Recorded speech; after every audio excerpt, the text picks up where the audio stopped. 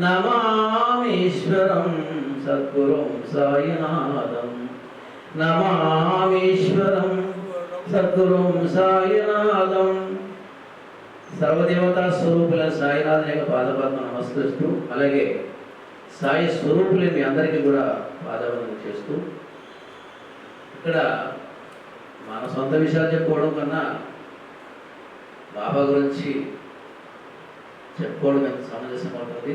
ఇంకోటి ఏమిటంటే 105 సంవత్సరాల ముందు ఇంచుమించుగా, అంటే 1918 అక్టోబర్ 15వ తేదీ అంతవరకు బాబా దేవదారులు ఉన్నాడు.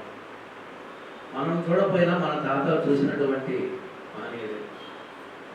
మరి 106 సంవత్సరాలకే ప్రపంచమంతా జగత్తంతా ఇంత ప్రాచుర్యం పొందినటువంటి మహనీయులు ఏదో మహత్తరమైన శక్తి ఉండే ఉంటుంది. మనం పూజించి దేవతల మధ్యలో ఈరోజు ఆయన కూడా దేవుడుగా వెలిసి దేవాది దేవుడుగా సర్వదేవ స్వరూపుడుగా వెలుస్తున్నాడంటే అక్కడ ఏదో మహత్తర శక్తి ఉందని మనం భావించాలి. ఏది ఆ శక్తి అంటే త్యాగభావం. ఏమి త్యాగభావం? ఒక మనిషి ఎంతో ధర్మాత్ముడు పుణ్యాత్ముడు అని అనుకుంటే భౌతికమైనటువంటి ఆస్తులు తన కనుక వస్తువాహన దానం చేయడం ఒక ఎత్తు అయితే, తన దేహ త్యాగం చేసిన మహనీయుడైన ఈ జగత్తులో ఏ మతములో కానీ ఏ యుగములో కానీ దేహత్యాగం చేసిన ఎవరు కనపడలా. మనం చూస్తా ఉన్న కళలు ఎదుట ఎంతో కుంటివాళ్ళు కానీ గుడ్డివాళ్ళు కానీ శరీరం బరువైన వాళ్ళు కానీ అలా దేక్కుంటూ పోయేవాళ్ళ దగ్గర కూడా పోయి 1 లక్ష రూపాయలు ప్రాణం ఇస్తామంటే, ఓ పోవయ్య, ఈ కలియుగంలో ఇంకా ఏదో చూడాలని, ఏదో తినాలని, ఏదో విందామని ఆశ ఉంది అంటే మానవుడు ఆశాజీవి కాబట్టి బ్రతుకుదామనే ఆశ తప్పనిసరిగా ఉంటుంది కదా. అలాంటి సందర్భంలో భాయిజాబాయి బాబాకు 14 సంవత్సరాలు బాబా వచ్చిన కొత్తలో ఆయన ఎక్కడ ఉంటాడో, ఏ చెట్ల పొదల్లో ఉంటాడో, ఎక్కడ ధ్యానం చేసుకుంటాడో తెలియదు. మరి ఏమిటో ఆయనకు ఆమెకు రుణాబంధం. ఆయన చూస్తానే 16 సంవత్సరాల వయసులో చూస్తానే ఆ దివ్యత్వాన్ని గమనించినటువంటి మహాతల్లి. మనమైతే ఎవరైనా వస్తా అడ్రస్లు ఎదుర్కొంటాం, మంచి చెడు ఎదుర్కొంటాం, పూర్వపరాలు ఎదుర్కొంటాం, కానీ ఆయన అవి వెతకల. ఏమిటో ఆయన ఆమెకు మహాసభకి బాబా చూస్తానే ఒక దివ్యత్వం కనపడింది.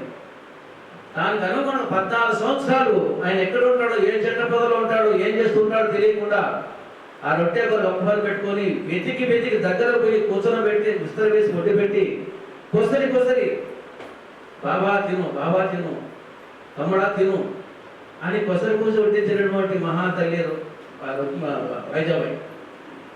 దానికి భాయిజాబాయి చివరి దశలో మాట అంటాడు. ఆమె లేవలేని స్థితిలో నా చావు సిద్ధంగా ఉంది. తాత్య మీ భావన పిలుచు. వెంటనే అక్కడ ప్రత్యక్షమవుతాడు. పిలిస్తే పలుకుతా, తెలిస్తే దర్శనం సారి నాలుగు ఆయన చెప్పిన మాట అంతే. ఏ మాట ఇస్తాడో తప్పదు నెరవేరుస్తాడు.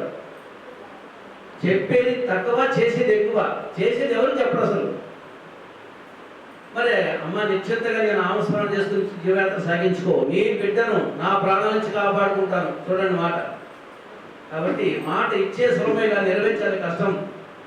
అందువల్ల మాట ఇచ్చేటప్పుడే నేను నెరవేరుస్తానా లేదా, మాట నిలబడతాను లేదా అని మనం ఆలోచన చేసుకోవాలి. మరి ఆ మాట చెప్పినట్టు ఇచ్చినాడు మాట.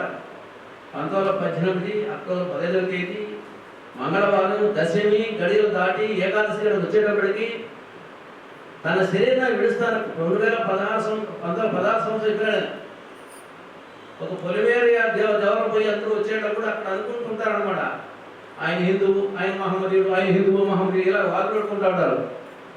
న్యాయంగా బాబా సర్వమత అతీతం, అన్ని మతాలకు అతీతంగా ఆయన సర్వోద్ధరణ కోసం, ధర్మోద్ధరణ కోసం భగవద్గీతగా వచ్చినటువంటి త్రిమూర్తి స్వరూపుడు, సర్వదేవత స్వరూపుడు, సర్వాంతర్యామి, సర్వ హృదయాంతస్తుడు, అందరిలో ఉండేవాడు. ఇక్కడ అందరిలో ఉన్నాడు కాబట్టి మనం ఇక్కడ కూర్చున్నాం. ఇక్కడ కాదు జగత్ అంతా కూడా. కాబట్టి ఆ మాట ప్రకారమే తాత్య తన జీవితాన్ని ఇచ్చి తాత్య మరణాన్ని స్వీకరించిన మహనీయుడు. అందుకే మత్సలైన మహారాజు మా సాయి మహారాజు అంటారు. ఏ కొసలోన ఆయన 16 సంవత్సరాలు అక్కడ చేరినప్పటి నుంచి 87 అంటే 60 సంవత్సరాల షిరిడీలో ఉన్నా కూడా ఆశ్రమాలు పెంచాలా, శిష్యులు పెంచుకోవాలా, డబ్బు సంపాదించాలా, మేడాలు కట్ట, విద్యలు కట్ట. వచ్చినప్పటి నుంచి చివరి వరకు భిక్షాటం చేస్తూనే, మాసిన గడ్డముతోనే, చెంపిన వస్త్రముతోనే జీవయాత్ర సాగించినాడు. వచ్చిన వాళ్లకు అందరికీ అన్ని చేస్తా వచ్చినాడు. ఆయన అభయస్థం, ఆయన ఆశ్రయించిన మాత్రాన్ని ముష్టికి వాడు చక్రవర్తి సమర్థత ఆయన అభయస్థం ఉంది. కానీ ఎప్పుడు నేను దేవతను, నేను గురువును అని చెప్పుకోలేనా. నేను ఇంకో మాట అంటారైనా హేమత్ పంత్ అంటాడు, ఆ మాట చెప్పడం నాకు సిగ్గు అవుతుందేమో, భయం అవుతుందేమో అని. మీ అశ్వతంలో నేను గురువుని అంటాడు. అంటే ఎంతటి తన ఔన్నత్యాన్ని, ఉన్నతత్వాన్ని ఎంత దిగజారి చెప్పినాడు చూడండి. కాబట్టి ఇలాంటి మానవ జీవితం మనకు ధర్మ సంవత్సరాల ఫలితంగా ఈరోజు బాబా ట్రాక్, బాబా మార్గం, నడిచే మార్గం లభించిందంటే నిజంగా జన్మస్ఫూర్తమే. మానవుని ఆధ్యాత్మిక మార్గం నడిచేవారికి ఎంతో దావులు ఉన్నాయి, ఎంతో మంది గురువులు ఉన్నారు, ఎన్నో ఆశ్రమాలు ఉన్నాయి. కానీ షిరిడీ సాయిబాబా ఆశ్రమం, షిరిడీ సాయిబాబా నడక, షిరిడీ మార్గం నడిచేదానికి ఈరోజు ఇక్కడ రాగలిగినామంటే మనకు నిజంగా జన్మ సంస్కారం కావాలా. ఇది మన తల్లిదండ్రులు చేసి పుణ్యం అనుకోవాలి నిజంగా చెప్పాలంటే. అలాంటి ఆ మహారాజు దేహత్యాగం చేసినాడు. కాబట్టి దేహ ధ్యానం చేసినటువంటి మహనీయుడు ఏ మతంలోనూ, ఏ యుగంలోనూ లేడు, రాడు, రాబోడు కూడా.